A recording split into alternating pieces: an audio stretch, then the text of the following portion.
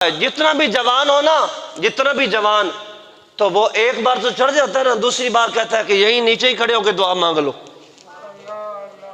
کہتا ہے کہ نیچے ہی کھڑے ہو کے دعا مانگ لو، اوپر کیا جانا ہے. واہ خدیجۃ الکبریٰ، آپ ہر روز جا کر اس پہاڑ پر چڑھ کر حضور کی بارگاہ میں کھانا پیش کر گیا.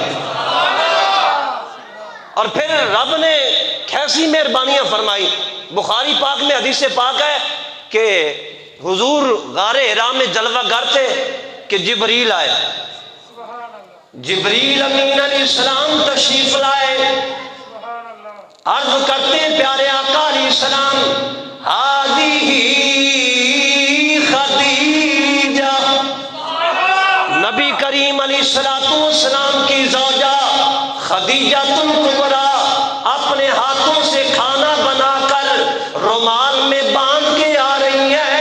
نبی کریم علیہ السلام کے قریب جب پہنچی، غار کے قریب اتنی بلند پہاڑی پہ چڑھ کے جب قریب پہنچی، جبریل امین علیہ السلام کہتے آقا یا رسول اللہ صلی اللہ علیہ وسلم، ہذہ خدیجہ، آقا یہ جو عورت آ رہی ہے ختم خدیجہ ہے.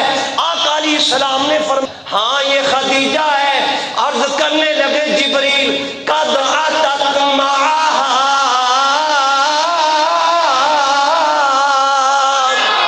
آقا ان کے ساتھ یہ کھانا بھی ہے، جب یہ آ جائیں اللہ فرماتا ہے پیارے آقا علیہ السلام جب یہ آ جائیں ان کو اللہ کا سلام دینا، رب کا بھی سلام کہنا، میرا بھی سلام کہہ دینا.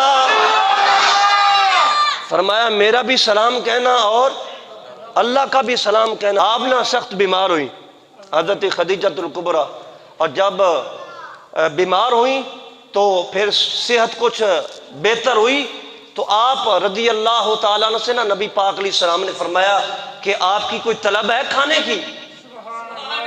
مجمع الزوائد اور دیگر کتب میں یہ حدیث پاک، نبی کریم علیہ السلام نے یوں آسمان کی طرف ہاتھ اٹھایا اور جنت سے انگوروں کا خوشہ پکڑ کر اتار لیا. آپ کہنے لگی کہ آپ بیٹھے تو ادھر ہی تھے اور یہ کہاں سے لے لیے؟ فرمایا اللہ پاک نے آپ کے لیے بھیجے ہیں. نبی پاک علیہ السلام نے پھر اپنے ہاتھوں سے دستے مبارک سے توڑ کر آپ کے منہ میں ڈالے، آپ نے انگور کھائے. اور وہ وقت تھا آپ کے وصال کا، تو آپ نہ رو رو کر حضور علیہ السلام کی بارگاہ میں عرض کرنے لگی حضور اب وقت مفارقت ہے، اب مجھے محسوس ہو رہا ہے کہ میں نے دنیا سے چلے جانا ہے، تو آپ ایسا کریں کہ آپ میرے سامنے بیٹھ جائیں. پھر نبی پاک علیہ السلام آپ کا دل رکھنے کے لیے حضرت خدیجہ الکبریٰ کے سامنے بیٹھ گئے اور کافی دیر حضور بیٹھے رہے. تو پھر آپ نے عرض کی کہ حضور میں نے ایک بات کہنی ہے آپ سے، تو مجھے نا بڑی شرمندگی ہو رہی ہے اور میں کہہ نہیں پا رہی آپ سے، تو آپ ایک الگ ہو جائیں تو میں اپنی بیٹی حضرت فاطمہ الزہرا کو یہ بات کہتی ہوں. تو آپ کو بلایا، نبی پاک علیہ السلام نے بھیجا حضرت فاطمہ الزہرا رضی اللہ تعالیٰ عنہا کو.